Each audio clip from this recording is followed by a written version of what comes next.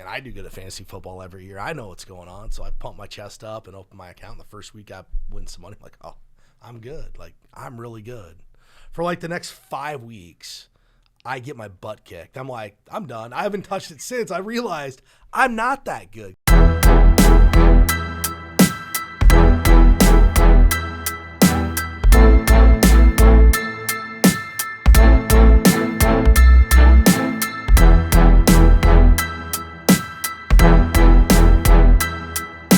Welcome back to the Behind the Well show. I'm your host, Roger Abel, here with Elias, Randel. And we're filming this at one of the most fun times of the year, in my opinion. March Madness is right around the corner. And we thought this would be a fun show to talk about March Madness and some of the things people are going to do this week. And what I think is interesting is this time of year, people start to do things different that they don't usually do. And I'll use the example. My mom is going to fill out a bracket for the NCAA tournament and try to determine who the winner is going to be. So we're going to start to see this mass amount of people filling out brackets, and this will be the one gambling event they do for the entire year. So I think this is one of the funnest times. I don't know. Do you guys do a bracket at your house? Do you guys do that stuff? We do. And second to the bracket filling out and the gambling, my favorite thing about March Madness is it's socially acceptable to knock off from work early to watch basketball. That's the best part. Everybody's going to take off. In fact, I'm taking off next Friday. My parents have a little party that I'm going to go, and I have another buddy who's like, hey, come over. We're going to have, a small amount of people, not a big gathering because of COVID. But I think we forgot that last year we didn't even get a tournament. We missed out big time. Yeah, and as Hawkeye fans, we really missed out because we had a really good team last year. And we look really good this year, too. Hopefully we have a couple key guys that are injured that, come back. Hopefully Wieskamp's ankle's not too bad, and we get to have some fun. But, there's some cool statistics we looked up about this. We always kind of like to look back at history, and I like to tell people this is the single greatest single elimination basketball tournament in the country. Yeah, probably. Yeah, best single elimination tournament ever, I think. Well, yeah, because what happens, everybody has a chance. So, my cousin's Mike Grimm, and he made a comment about Minnesota when I asked about their chances, to get into the tournament, which doesn't look good. He said, well, if you have a chip in a chair, you got a chance. So I was in, right? They got a chip in a chair. That's right. And you're at the table. We could make a nice run. But I had someone ask me the other day, they said, when did people start doing brackets? When did this start? And so you look back, and I had you go do the homework on when people started what we now call as bracketology. Yeah, so according to the Smithsonian on their website, there's a bar in Staten Island that started the first tournament, bracket filling out tournament in 1977. I don't know if you ended up, I got down a little rabbit hole reading about this bar, so I don't know if you read any of this, but the last few years, they got in trouble with like a bunch of tax things because they're giving out these huge prizes. Well, all the way back to when they started, none of their winners had ever claimed any of this prize money on their taxes. So that was kind of I'm watching a video about it, and then I got down this sidebar. So that was kind of interesting too. But yeah, so 1977 is when it started, and the NCAA tournament started in 1939. So it's been going on a long time, and I guess, 40 years people have been gambling on the March Madness tournament. Yeah, and it's not going to stop. In fact, I was thinking about this the other day, and I know the last few episodes, we've talked a lot about how there's kind of a gambler's mentality with people in the market. And I feel like more people in general are gambling today than ever before, whether it's on sports, on investments. And I started to think, what's different now versus 3 years ago? And I don't know if there's any validity to this, but in the last 12 months in Iowa, 12 to 24 months, we've legalized daily fantasy sports. You now have a sports book at the local casinos. And I don't know if this is what's kind of popularizing this gambling, because I feel like 10 years ago, if you told somebody you gambled, it wasn't like, you weren't hiding from it. But it was almost kind of like poo-poo to say, oh, yeah, I'm going to the casino, where now you're getting on your phone and you're gambling. So I actually think that the gambling movement's picking up because of the availability of technology to do this. I don't know what your thoughts are, but I think that we're rapidly accelerating because of some of the things that have changed in the last 24 months. Yeah. Well, and that brings up a good point. So last year, if you think about it, last year, March Madness being taken away because of COVID, that might have kind of been the first domino in some of the things we're seeing in our industry now. With there's some more like Robinhood trading and some more speculative gambling. And, one thing we've talked about in the office, just kind of a theory of ours, is sports gambling being taken away from people may have helped kind of push people into the stock market and doing some things that they weren't doing before because it's readily available to everyone. Right. Well, and people probably started getting in there, and then, Robinhood was the lighter fluid on the fire. Because it's free, it's easy, it's fun, kind of gamified. But to move on from that, so we started talking about perfect brackets because that's the Kessin. Everybody wants to have a perfect bracket. Everybody wants to win their family pool, their office pool. So, us, we're doing statistics. We're going to look at the numbers because we view this as a numbers game, right? When we do financial plans, we say, hey, we work in probabilities, not in I guess, opinions. Everybody's going to have an opinion. Right. Most aren't, whether they're good or not, it doesn't matter. But if we can get to the probability stage. So, Elias, what are the odds of actually filling out a perfect bracket? And I want you to explain this to the listeners and the people that are watching in, like, human numbers. But go for it. Yeah, okay. So the odds are absurd of getting a perfect bracket. There's more. It's estimated that we have more grains of sand on Earth than the odds of getting a perfect bracket. So without overcomplicating it, it's 1 in 9.2 quintillion. So I think probably every year I think to myself, I just learned a new number, quintillion, but I probably relearn it every time March Madness comes out. So here's the order: million, billion, trillion, quadrillion, and then quintillion. And it's 2 to the 63rd power. So it's you're not going to fill out a perfect bracket. Yes, it could happen. Probably not going to happen. And then according to the NCAA.com, the record for the most games picked correctly is 55. And actually it's happened 8 different times. It happened 8 times in 1 year. So 55 out of 63 is the best score. And then the longest perfect bracket streak, a guy named Greg Nigel, he got 49 games in a row. So he was perfect up until the second game of the Sweet 16 in 2019. But how did he end up? So that's think this through. He picked the first 49 games perfect. Yeah. Where did he end up the race? Because this is how we're going to kind of equate this to how NCAA and March Madness equate to finances in your financial world and your financial plan, these different things. Where did he end up? Yeah, so this is where this gets crazy because he got a plaque for setting the record. So this was a big deal, 49 in a row. But 8 people got 55 games right that year, and he got 54 right. He didn't even finish in the top 200,000 of the bracket challenge. Do you know what the total entries were? No, I don't know total entries, but he got over 200,000th place with 54 correct. So yeah. He got beat by one game. And he's one of the better performers, so there's a lot of people doing it. So he got beat by one game. He just didn't pick the right games, right? Yeah, because he's perfect through the 49, but the way these are scored, you're better off losing in the first and second round and picking the champion right, picking the Final Four right, because it's like a weighted scoring. So as you get further in the tournament, so the championship game is worth the most points. If you pick the champion, that's the highest scoring value pick in the bracket challenge. So here's our tip on brackets, right?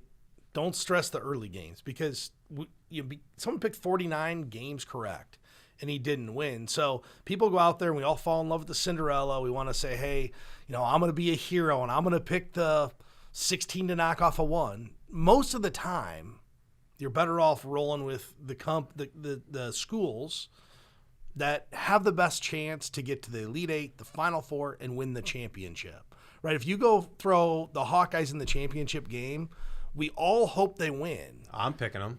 I know you're picking them. But odds are there's 3 or 4 other teams that probably have a higher probability to win. And if the Hawkeyes don't win, your bracket's basically over. Yeah, you're blown up at that You've blown point. up your bracket because you went for – and if you're filling out multiple brackets, great. Just realize that you need to have the Elite Eight. Because think about it. If you don't get the teams that are right in the Elite Eight, well, you can't win a game in the Final Four. You can't win a championship. So you can't get too crazy on those early rounds and try to pick the upset because you think that's going to save your bracket. Because the chances of actually one of these Cinderella teams winning the tournament, it's not great. In fact, I look back, and I want to say there was an 8 seed who beat a 1 in 1985. I want to say it was Villanova over like Georgetown. I just did a quick search. I think they've got to throw the ball up at least towards the half-court area. They cannot afford to throw that ball in under their own basket. Because with 2 seconds to go, Georgetown can get a piece of it and put it back up. Let's see if Raleigh Massimino tries to get the ball up court. And in a jump ball situation, the ball would go to Villanova.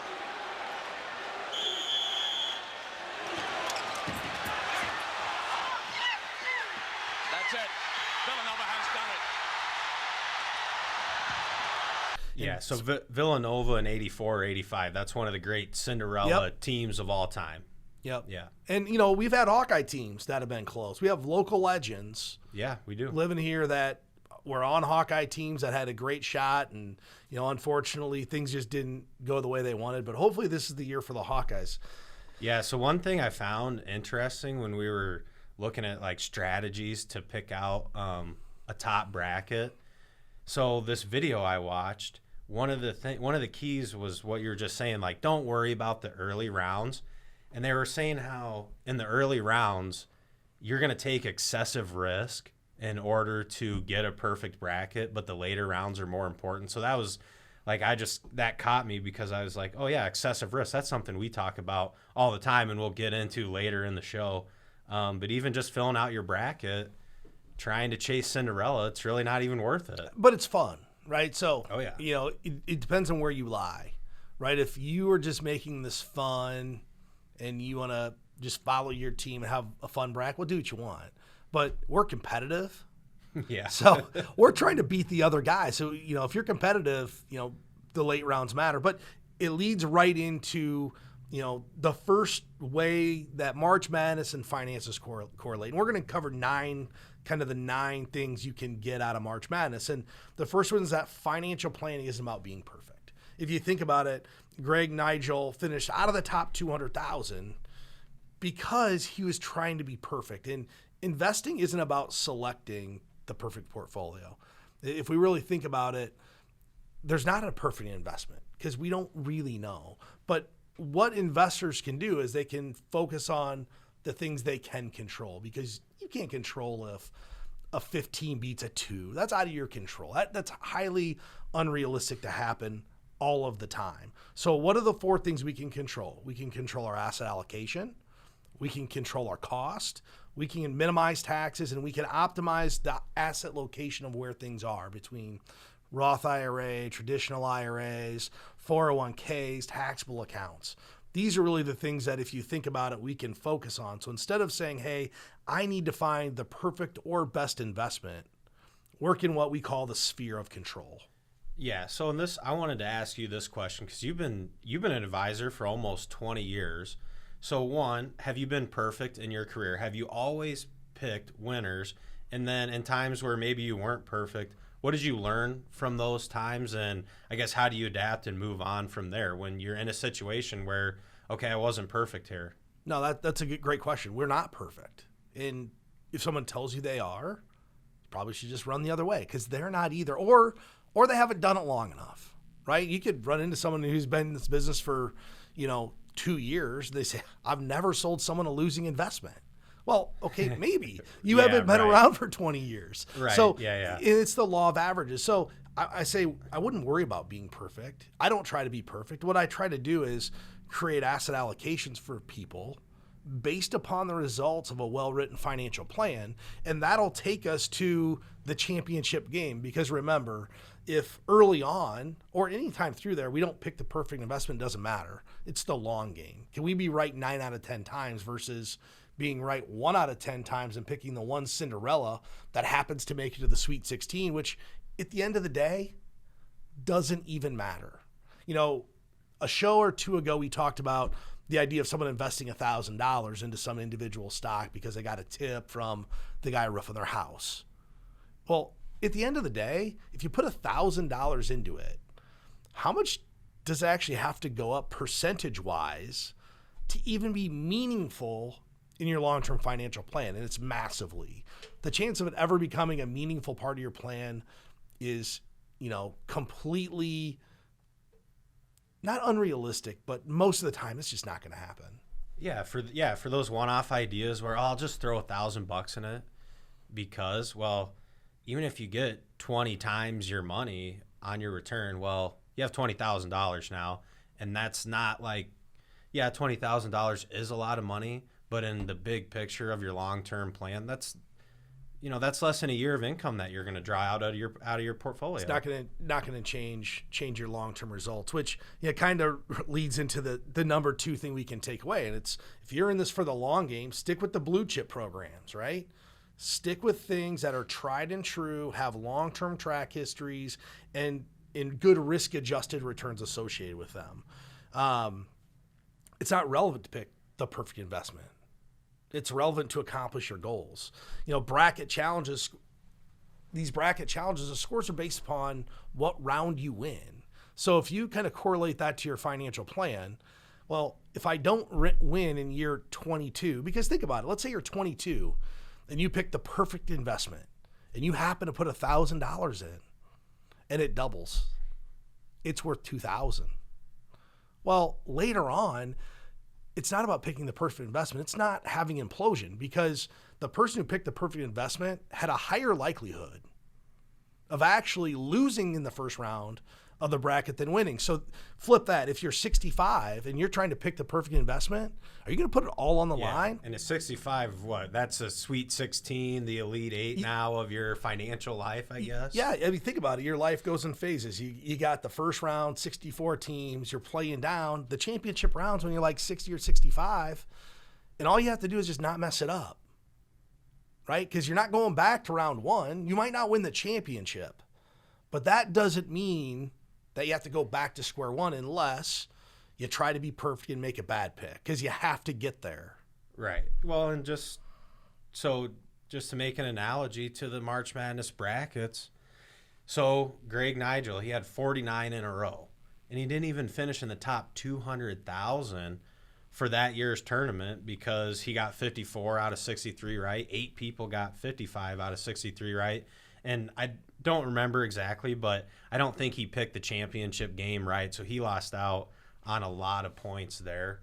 And so a question I wanted to ask, because this is something we get asked a lot and people talk about, and we talk about relative returns a lot, and I know we get a lot of talk about beating the market and stuff like that. But if we're going to go down, okay, risk-adjusted returns, and that matters. So if someone comes to you with, like, they got a 60-40 portfolio or a 80-20 portfolio, that'd be stock to bonds, like 80% stocks, 20% bonds. And let's say they're outperforming the total stock market, like the S&P 500.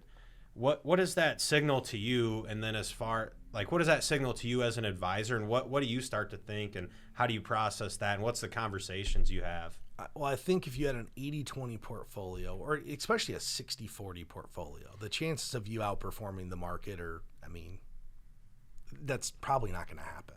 You know, so that's a good point. We're going to stick with the blue chip programs in the bracket. That's a good strategy. And investing, sticking with the tried and true strategies, good portfolio managers, probably over the long term going to work out pretty good. So let's go on to number 3. I like the title. This one's kind of funny. Don't get seduced by Cinderella. So let's talk about some memorable Cinderella stories. Well, remember back, I guess I remember because I was like in junior high and younger in high school, and Gonzaga every year was like the Cinderella pick. Now they're like a powerhouse now. They're a blue chip now. I mean, honestly, they might be the best team in the country. There's maybe Michigan can play with them. Maybe another team, but man, they are really, really good. But I do remember because they'd come in, Gonzaga. And it wasn't like they were getting like really low seeds, just nobody really expected them to constantly and continuously, be in the mix. And they have been. They built a great program there. Yeah, and then everyone remembers Davidson Wildcats and Steph Curry making their run. George Mason, that was a great run in 06. And then just 2 or 3 years ago, Loyola in 2018 made a run. So, it's just every year, who's Cinderella? Who's going to be the Cinderella team? And just kind of like we were talking, your coaches, so like, your Tom Izzo's, your Mike Krzyzewski's, John Calipari, Mark Few, the coaches that are always there and their teams that are always playing the best at the end of the year, those coaches are the guys that are going to take their program deep into the tournament, typically. For sure. And, it's funny, Elias, I have a Cinderella story for you that equates to investing. And This happened like 5 years ago. It's prospect, referral from his mom, actually, who was a client of mine. And he calls in, he goes, Roger, I need some help. And this is like 2017, 2018. Markets have been good. He goes, my 401k's down 94%. I don't know what's going on. Instantly, I'm like, no way is your 401k down 94%. Like, that just can't happen. I mean, the markets have been up every single year. How have you lost 94%? This is in 2017? 17, 16, 18, somewhere in there. Either way, the markets have been positive. He's down 94%. I'm like, man, no way. And I remember walking to Casey's office. I'm like, no way can this be. So I said, send me your statement over so I can take a look at it. I start looking at it, and he'd happen to open a brokerage window, right? So if you think about a 401k, they've got your traditional 401k side, and some companies allow you to open a brokerage window. Well, he had been investing most of his money in the brokerage window. And sure enough, he was down 94%. The only money he'd made was basically the S&P 500 index that he was buying on the 401k side with his new contributions. And I can't figure out what his investing strategy is because he's buying individual stocks.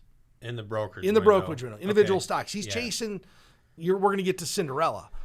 So I call him up and I said, hey, whatever you're doing, just allocate all of your money to the S&P 500 right now and don't mess with that brokerage window till I figure out like how this happened. Because I'm just got the same. I'm like, just stop. Like, don't put any more money there. Like, stop the bleeding.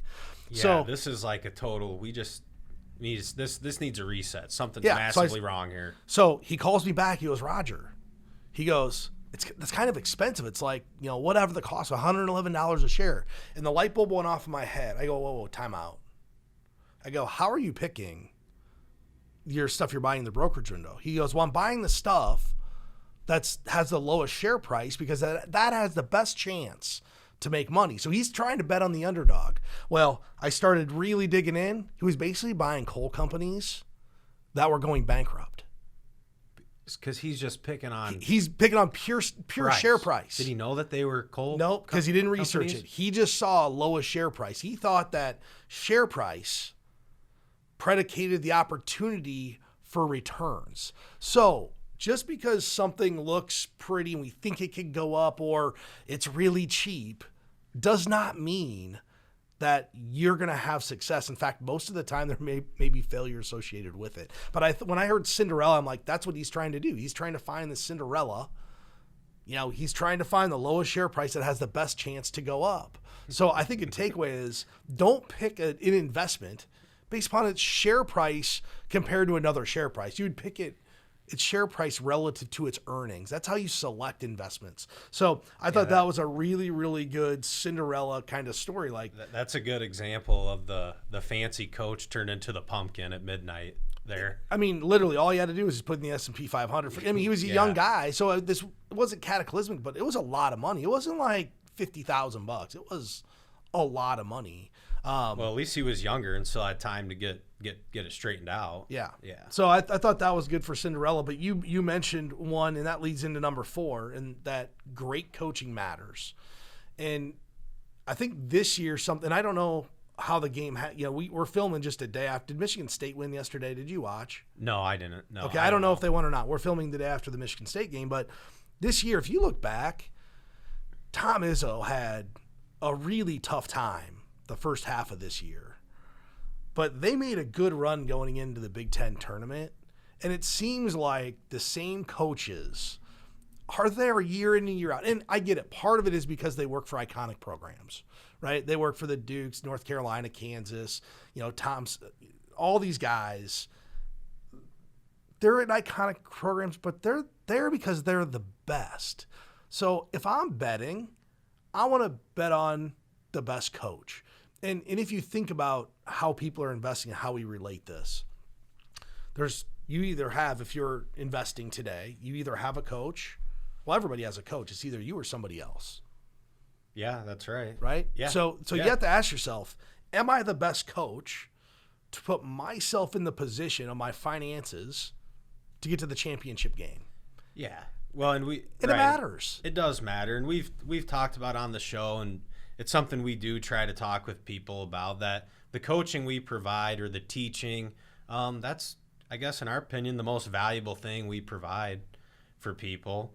I do want to say something, though, about Tom Izzo, because we were getting ready for this. So I looked at his overall record, and there's a spreadsheet on Wikipedia of every season, all of the championships. He basically wins 30 games every year. I think there was one season he didn't win 30 games.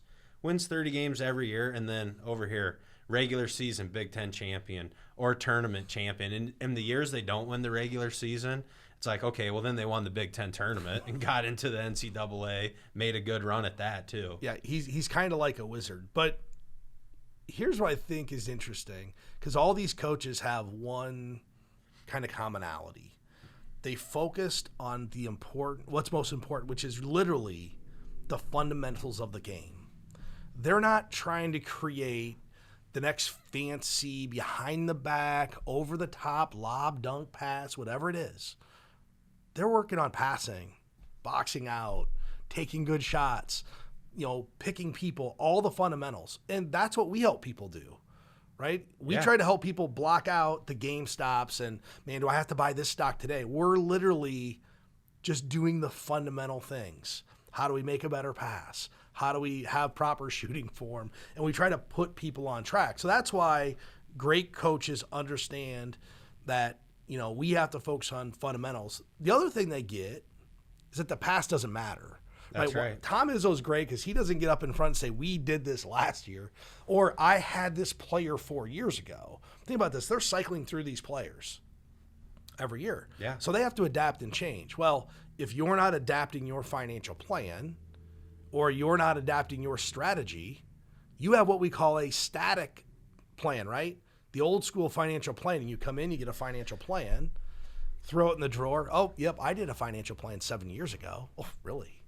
What's changed in 7 years? Nothing's you have more just gray hair, that's it? Me? No. So we always talk to people about having these very dynamic plans. It's really like we're creating a game plan, right? The short-term and the long-term game plan for people to get to financial success. Yeah, so just look at, Virginia from 2018, 2019. Great example of a team. 2018, they're a number 1 seed, and they lose to a number 16, first time ever. Well, then they come back in 2019 and win the championship. So as a coach, their coach, it'd be easy to get down on yourself, and everyone thinks that you're the biggest choke ever, but he got those guys to focus on what's the next step. How do we do this to not do what we did last year? And then they end up going on a run and winning the NCAA championship. And the other thing I want to point out, so typically it's either going to be a top 4 seed. Usually it's a 1 or 2 that wins the championship. I want to point something out, though, about Virginia before you move on, because this is really good. It relates to how people think about investments. The Virginia coach didn't focus on the one loss to the 16 seed, right? So if you think about when someone comes in and they're looking at the investments and how things have done and all that stuff, people don't typically look at the good ones. They focus on the one investment that did the worst, right? Oh, yeah. Every meeting we have, if there's one that's down, one little well, why loser, is this one down? That's actually irrelevant in the grand scheme of things. So the great coaches aren't focused on this one off or microcosm that probably won't happen again, or if it does, it's not even meaningful, right? If you think about it, someone will look at their statement and say, oh, that one's down 15%. Well, it could literally be like 1% of their portfolio, like a completely meaningless amount. But if it's down 15, they're going to say, well, what's up with that one? And it's irrelevant. So what the Virginia coach did is said, hey, we lost in the NCAA tournament. It's one game. Stuff happens. This is college basketball. Anybody can win on any given day. And they came back and won a championship. And that's no different than somebody's investments. Just because you have a loser, that doesn't matter. Now, if they're all losers, like, the pilot we talked about, that's a big deal. That matters. Yeah, that matters. Right. But if he did one of them with a small amount of the portfolio, it doesn't matter, which is part of the reason we have diversification, right? What's the diversification in college basketball? We play 20 or 25 or 30 games, whatever it is. We diversify our schedule so that we have the opportunity to get ourselves to that tournament and make a run at a championship. Yeah, and that's a good segue into our next talking point here, and that's what is winning. So if you win the NCAA championship, is that a good season? Or how many schools are out there that maybe they're an underdog for the entire year and they get like second or third in their conference for the regular season? Well, but then they win their conference championship and get into the NCAA tournament. Is that a good season for those teams? Yeah, because it's realistic expectations. So this is how we'd equate this in the financial world. What is winning? What is winning is accomplishing the goal you set forth. Has nothing to do with beating somebody else, right? In basketball, we quantify winning by we beat the other team, right? Right. It's black and white. It's black and white. Yeah. In the financial world, it's not black and white, right? Because people always ask, how much do I have to retire? And there's, like Dave Ramsey, they say, oh, you have to have $1 million. Well, okay. Some people could do it on $1 million and be great, and some people can't. It's about the lifestyle that you've chosen to live and how you want to live. So each person has their own goal. And that's how you should be quantifying winning. It's not beating somebody else. It's not having more money than somebody else. That's a fool's game. You're never going to have the most money, right? If you're trying to compete on about how much money and how much stuff you have, you're not going to win because you're not beating Jeff Bezos. Yeah, if you're Bezos or Elon Musk, you're not catching them. You're competing for most money in the world. I mean, unless you're reading books on rocket science and learning this yourself, the chances of catching them are slim. So it really comes down to a realistic expectation. So I think as Hawkeye fans, we get skewed by this. We want to win championships. Guys, we're in Iowa. We're probably not winning championships. I mean, who wants to come to Iowa? We just had 2 weeks with 0-degree weather. Boy, that's a real draw for a recruit to the state of Iowa. Yeah, huge draw So there. if you think about it realistically, if we can make the tournament every year and win a game or 2 or 3, well, that's fun. But the expectation shouldn't be we're going to compete for a title, even though we expect that every single year. Yeah. And it's the same thing with your finances. If your goal is to retire at 65 with X amount of dollars, and we run a financial plan, we're able to say, well, you could do this at 63. You won. It doesn't matter as more money. Yeah. You won the end game. And that's really why we talk about people getting financial plans done so that they can win the end game. Yeah, right. And just that situation there, if your goals were to retire at 65 and you do a financial plan and it says 63, I mean, you had said, well, my national championship is 65. Well, now you can do it 2 years earlier. You won it. That's a big win right there. 100%. And most people are going to feel really good about that. They absolutely will feel very good about it. I'm still picking the Hawks to win the championship in my bracket, just so you know. Hey, I think it's fun. They could do it, but there's some teams, they're going to have to be fully healthy to do it. So this is one of the ones we had the most fun with when we were actually preparing this show. And this is number 7. And that there's more drama with every round, right? Like, first round, there's a little drama, but as it goes, it gets more exciting and more intense. And now we're at the Elite Eight, and if there's a Cinderella in there, man, it's a big story. Because the more you watch, the more you're drawn into it, the more emotionally you're attached to this that you actually are. Yep. And we've seen the same thing in finance. If the more you watch CNBC, the more you're tuning into the news media, and the more you start watching these investments go up and down, and stuff like GameStop happens, and you watch, Tesla go to the moon, all this different stuff, you get drawn into the drama. Humans are drawn to drama. For some reason, we like it. We could say we don't. We do. We're the reality TV generation. I mean, you think about the shows we watch. You're watching The Bachelorette. I mean, look at what's on TV at the main times.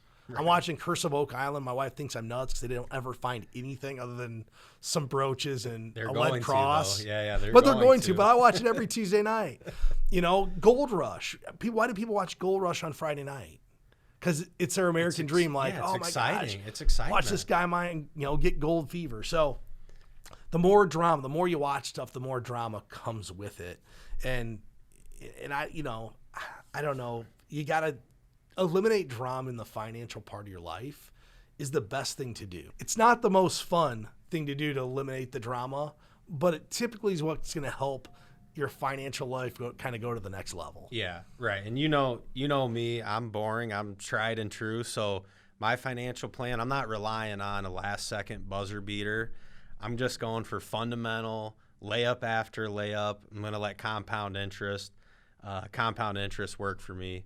And, Jeff on a show that you did with Jeff Johnson earlier, he talked about how, like, back in the 60s, people would hold one mutual fund for an average of 12 years.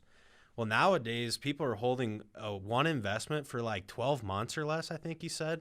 So that's just, like, and that just goes to show we're so much more in tune because we can look at our portfolio on our phone or on our computer, and then we can just make a change with the click of a button, whether that change is good or not. Well, Elias, that kind of leads into the next thing. And what actually matters most with the NCAA tournament and your finances is the game plan actually matters most. Yeah. Right? What's the X's and O's? Who's going to guard who? Most people pick a 10 seed to beat a 7 because it happens almost every year. Well, if you think about it, a 7 and a 10 seed, they're probably pretty similar. It might just be the conference they came from, if one person was from a better conference. Right. What's really predicating who's probably winning there is who's executing that game plan better. Yeah. So I wanted to tell a story. So this is from my high school basketball days. So this is kind of one of those back in the day stories. So my high school basketball team, we were playing the number 1 seed in the tournament in the first round. So that means we were the last seed. And before the game, so we had like 2 days of practice, and our coach came up with this defensive game plan. And he told us, but 2 days before the game, he goes, we're going to play this game for a last second shot and just hopefully we have the ball.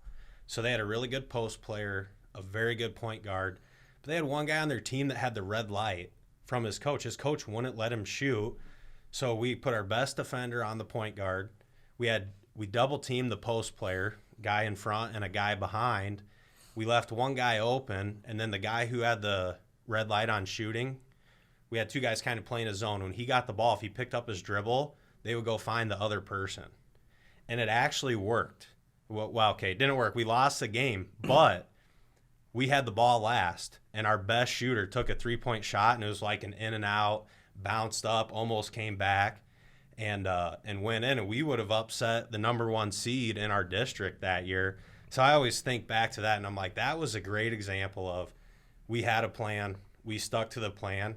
And our coach, he knew this is our only chance. We can't run with these guys. So we're going to play this weird defense, and hopefully we can get Jake a last second shot and it goes in. Well, you know what though? It's good because what he did is he went through the probabilities in his mind and said, right, yeah. What are the chances we can do it? How can we do it? And I'd still say you won because the game plan sounds like it was executed pretty well because you actually had the chance. Doesn't mean it always goes in, but it's about giving yourself an opportunity to have the win. And one thing, how we do that in the finance world is by doing that financial plan, right? Because by doing the financial plan, we can start to put some probabilities and statistical analysis behind how do we help you win and put you in the best situation possible. It doesn't mean it will work out 100% of the time, right? When we want to run a financial plan, there's no 100% probability of success. But what do? We try to put you in the position to win because that's what we can control. We can't control what the stock market does. We can't control what interest rates do. I, as a financial planner, I can't control how you spend money, right? If you tell us you're going to spend $5,000 a month, but you spend $8,000, well, that's out of my control. All I can do is put you in the right position based upon what you told me, but I can't actually stop the debit card for you. So that's where just a really good game plan matters most in basketball, in finances, and for your financial plan. Yeah. Yeah, and that brings us to our last point. So the last one, luck and skill are not the same, and we've all been there. I know the years I have a good bracket going, it's not because I'm lucky. It's because I'm smart. I just know which teams are going to win, right? No, it's not. And I'm going to tell you why. So I mentioned daily fantasy. I mentioned daily fantasy sports earlier, and this year is legal in Iowa, right? So I'm like, oh, man, I do good at fantasy football every year. I know what's going on. So I pump my chest up and open my account. And the first week I win some money. I'm like, oh, I'm good. Like, I'm really good.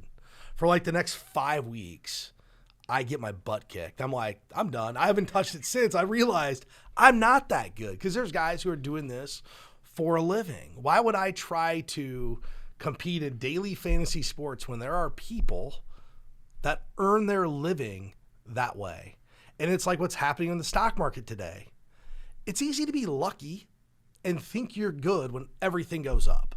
Oh, yeah. Right? Yeah. Well, why would you try to compete with an advisor or a professional and think you're better when you spend like an hour a month doing this? And I'm not saying there's not people who aren't, but the vast majority of the population, it's not what they do for a living.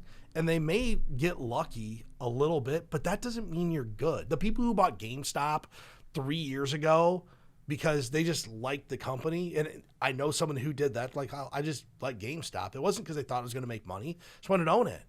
Well, were they good or were they lucky? They were all lucky. Yeah. That's right. it. And that's okay. Luck is fine.